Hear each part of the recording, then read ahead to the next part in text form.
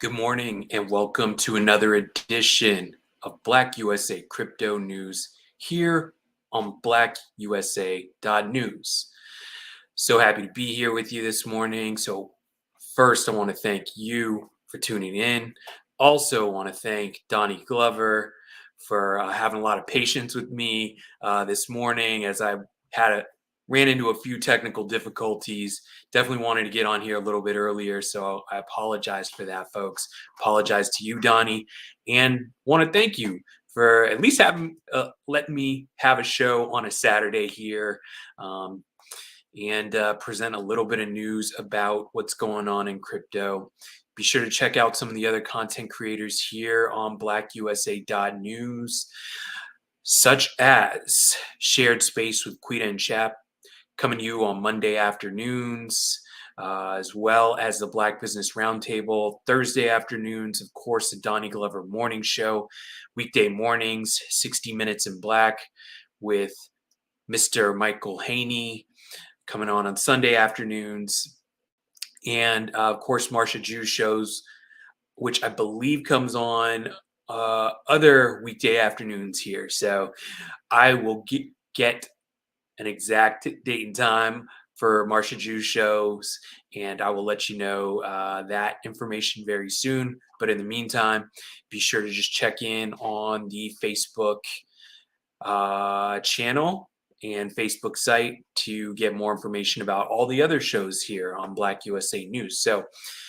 speaking of news, let's just get right to it. So, the first story that I wanted to share is actually very interesting when we're talking about how blockchain technology is progressing here. And this is regarding the Ethereum phone. So, Ethereum has now built a crypto phone and it is sold out. And it has obviously beat sales of Solana's phone, which is very interesting. So the name of the phone is the ETHOS. I don't know if it's ETHOS or Ethos or Ethos. Pronunciation, semantics, I'm not sure. Tomato, tomato, probably, but pre-orders sold out in 24 hours with the public sale set for this fall. And you can see this lovely handset here, no different from a lot of other handsets, but it is a blockchain-enabled phone. So this story is coming out of cryptobriefing.com, and they are letting us know that the key takeaways are the OS phone supports an Ethereum virtual machine chains and layer twos. So layer two scalable or layer two scaling blockchains like Polygon and others that operate on top of Ethereum are also going to be supported by this phone, which is great. And Solana's Saga phone has seen a 40% price cut this month. So this is good for the industry. Those are two really great things. But let me get into the story here. So the OS phone, the first mobile device to support Ethereum virtual machine based chains and layer twos, has made waves in the Ethereum community after selling out its pre-sale in less than 24 hours. This news comes weeks after another Web3 mobile phone, Solana's Saga, had its price slashed by 40%. Most likely they saw what was coming and wanted to make an adjustment. The ETHOS phone is a revamped version of the Android-based Google Pixel 7a running on the Ethereum native mobile operating system, ETHOS. This phone runs on a light Ethereum client, allowing it to verify blocks on its own and interact with Ethereum without relying on centralized infrastructure like Infura or Alchemy. The ETHOS phone comes with a built-in wallet and offers smooth compatibility with other wallets. While the Pixel 7a is not a hardware wallet itself, it has a special security chip known as a secure enclave designed to safely store and encrypt private keys. Only 50 phones are available during the pre-sale phase, Interested buyers had to mint an OS NFT and burn it to claim their phone. Now these NFTs are popping up on the NFT marketplace OpenSea, with some selling for 3 Ethereum or roughly $5,000. For perspective, a regular Google Pixel 7a retails for $499 in the US. While the ethos phone seems to be riding a wave of early success, the Solana's Saga phones haven't lived up to expectation. Since its April launch in 2023, earlier this year, only 2,120 units have been sold, according to data from Flipside Crypto. In a bit of a boost In a bid to boost sales, Solana slashed the price of the Saga phone from 1,000 to 599 this month. With the ethos phone, with the ethos phone regular orders set to start this fall, and Solana Saga looking to revamp its sales strategy, the competition in mobile Web3 space is bound to intensify. So once again, that's why I say this is a good thing, seeing blockchain enabled phones and seeing prices of the other phones out there coming down. Now, there is something to be said about Solana. They have had outages in the past. So I think that may have been a reason why some people may have shied away, because you don't want to be in an emergency situation and the blockchain is down, right? So, but this is good because now you're seeing the price of the Solana Saga go down to the price of regular mobile phones out there. So, this can make it accessible to people who want to get, in that mid range budget phone and then get connected to Web3 via Saga. So, in that ethos phone, we're just going to see the price of that one go down, and we're going to see other phones come to the market. Now, another at least wireless Web3 play out there is Helium, which is also very interesting from my perspective. I don't know if they have a handset out yet, but that's one to keep an eye on, especially if you were early into Helium and are keeping an eye on those developments. I am not, unfortunately, so we will continue to see this space expand and more of these Web3 phones out there come to market. So next story comes to us from Crypto Slate, and this one is regarding Trump NFTs. Trump NFT sales volume skyrockets by 37,000% following the mugshot release. The former president surrendered to authorities in Georgia earlier this week on August 24th. Former U.S. President Donald Trump's NFT collections trading volume spiked more than 3,700% following his surrender to authorities in Georgia on August 24th. According to CoinGecko data, the former president's collection Series 1 and Series 2 trading volumes jumped roughly 300 to 3,750% in the last 24 hours to 18.89 Ethereum, $31,429, and 9.88 Ethereum, $16,036 respectively. The increase in sales volume boosted the collection floor prices, with the first collection's floor and price market capitalization rising to $313 and 14.7 million. Likewise, the second collection saw its floor price and market cap climb to $50 and 2.3 million. Meanwhile, this marks another instance of Trump-related events influencing the value of his NFT collections. Earlier this year, the sales volume of the former president's Series 1 collection rose 461% after the grand jury indicted him. So, I think by now everyone's seen the Trump mugshot and how that mugshot is really being used for marketing and revenue purposes. Um, and Trump, obviously, and the Trump team are using it to create their own merchandise. Obviously, the Trump NFT sales are generating revenue.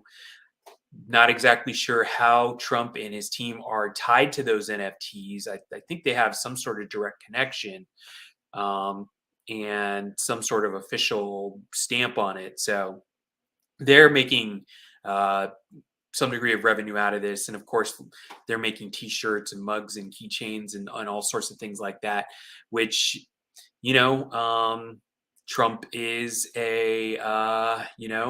has a strong marketing brand behind him, and this is a demonstration of that. However, on the flip side, what this is another demonstration of is, a nation of decline. You have a former president who gets indicted and has a mugshot, and this is the first former U.S. president in history to be processed and in prison. These are indications that the countries may not be going in the right direction. But that aside, this is a crypto show, so I'm going to stick to crypto and move on to the next story here. And this one involves another interesting meme, which is Pepe coin.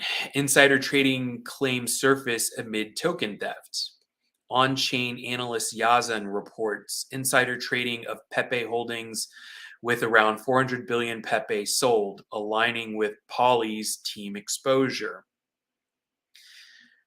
Former Pepe coin promoter turned crypto influence Jeremy Pauly Kayan has leveled insider trading allegations against the Pepe coin team following the reported theft of around 16 trillion Pepe tokens. Pauly is now exposing team members' identities, divulging their wallet activities. On-chain analysts also point to significant Pepe coin transactions involving insiders. In an August 26th update today, Pauly disclosed that the Pepe Coin team possesses approximately 16 to 17 million dollars in Pepe tokens distributed across 9 wallets. Surprisingly, the insiders refrained from selling the holdings. Instead, they strategically offloaded Pepe from a centralized exchange wallet, establishing a substantial short position. Quote, I'll likely be working with multiple branches of law enforcement to ensure that Djinn Harambe and the rest of his partners on the Pepe Coin team get brought to justice as soon as possible. Their greed and crimes have caused undue harm to many. He has additionally revealed personal information about several individuals from the Pepe Coin team and detailed their transactional activities. According to Pauly, the Pepe Coin team is exploiting the community, and he asserts that their explanations regarding multi-sig wallets and Pepe Coin holdings are entirely false. So Yazan and his ex-Twitter profile has a list of people who've been selling Pepe, and it's pretty interesting. There's some analytics. You can go to Twitter to check that out. Now, the thing about Pepe is, it started out as a meme coin. And I think, it may have started out with good intentions, but the imagery of Pepe, as many folks know, have been associated with, a lot of white supremacist imagery, which is, interesting unto itself. I believe that there's a subsector of Pepe and the Pepe meme coin movement that really adopted those white supremacist ideologies and used the Pepe imagery to advance some of those memes and jokes, which is unfortunate. So Sometimes when anybody sees Pepe the Frog, they immediately associate it with white supremacists and, like I said, white supremacist imagery, which my understanding is that wasn't the origin of the Pepe the Frog meme. It just essentially got hijacked, and so that just begs the question, especially with Trump NFTs. What does it say about some people because they may be holders of Pepe or they may be holders of Trump NFTs strictly to see a profit upside? Is there something wrong with that? Is I don't know. I think that's a very interesting question to ask. I think a lot of people, we need to have some degree of consciousness when it comes to these things. And if your motives are purely profit driven, that's understandable too. I mean, I think that's why a lot of people are in crypto to make money, right? But it doesn't mean that there's other projects out there that you can't support that do good things and great things and don't have these sort of ties and questionable alliances. So let's keep things moving here with the next story also coming to us from Cointelegraph. And this is SEC versus Ripple. A pro Ripple lawyer urges Clayton and Hinman testimony. So John Deaton points out that testimony from former SEC officials Bill Hinman and Jay Clayton during the SEC versus Ripple Labs case would have categorized XRP or Ripple as a non security early on. Pro Ripple XRP attorney John Deaton says that the U.S. Securities and Exchange Commission erred in filing aiding aiding and abetting allegations against Ripple CEO Brad Garlinghouse. Deaton highlighted that testimony from the former SEC officials Bill Hinman and Jay Clayton during the SEC versus Ripple Labs case would have categorized XRP or Ripple as a non security early on, but the agency deliberately disregarded this information for an extended period.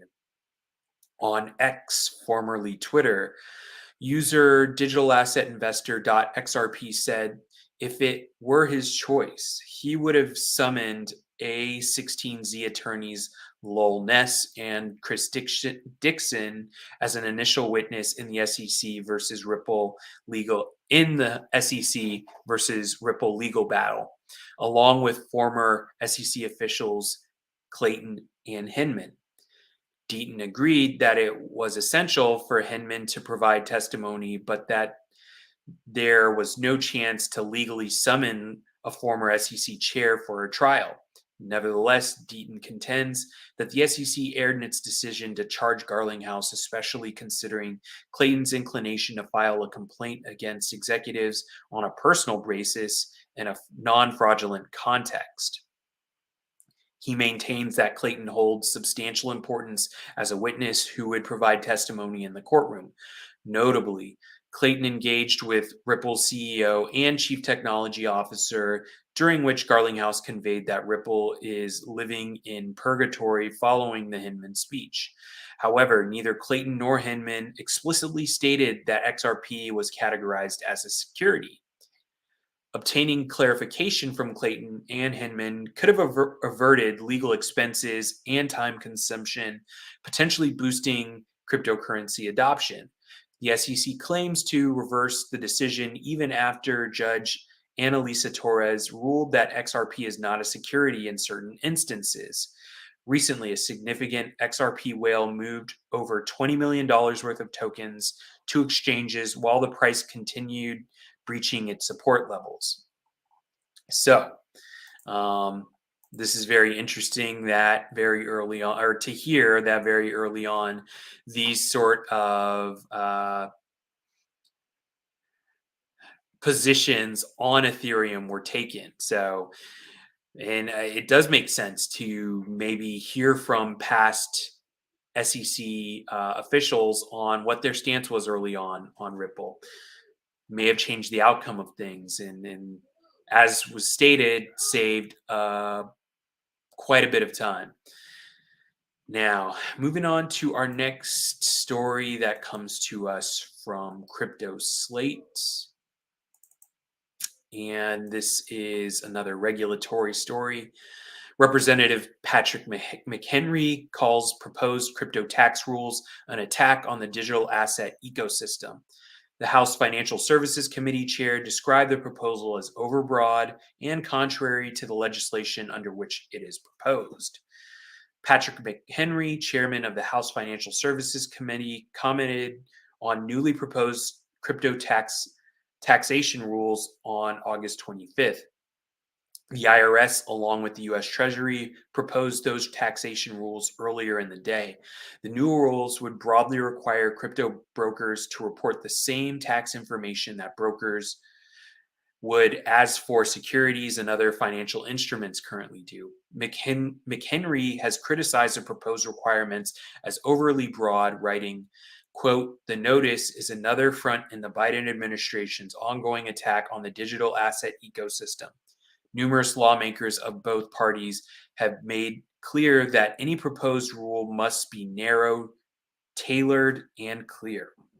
McHenry said the Infrastructure Investment and Jobs Act, introduced by the Biden administration in 2021, requires such clarity in legislation. He acknowledged that the proposal is still in an early stage, adding that he is pleased to see a delayed effective date and exemptions in the proposal text. McHenry went on to urge President Biden's government to end its effort to kill the digital asset ecosystem and cooperate with Congress on crypto legislation. He also promoted his own bipartisan legislation, the Keep Innovation in America Act, as an alternative. The bill would ensure that for tax purposes, the term broker is extended only to companies that broker digital assets. It would exclude cryptocurrency miners, node operators, and hardware operators from the broker category. Reports from Bloomberg also suggest that the IRS and Treasury proposal, by contrast, would include DeFi and NFT platforms while excluding companies involved in mining and staking. McHenry has a pro cryptocurrency reputation. McHenry, a Republican and U.S. representative from North Carolina, has earned a reputation as a pro crypto legislator. He has backed various other cryptocurrency related bills, including the Clarity for Payment Stablecoins Act of 2023, the Digital Tokens Act of 2021, and the Ransomware and Financial Stability Act of 2021. McHenry has also commented on numerous recent developments in the crypto industry, including PayPal's decision to introduce a stablecoin and the regulatory response to BlackRock's recent spot ETF application. So, that being said, there are some very interesting things going on from a regulatory and legislative standpoint here. Things for us all to keep an eye on. I think when it's all said and done, Republicans are looking to have as allow this industry to grow and innovate in the United States, whereas Democrats are really, as always, have tried to make it more and more difficult for digital assets. And I'm not saying all Democrats. There's some really good Democrats out there. Chief among them, I believe, is Ro Khanna, and he, in my opinion, really gets it.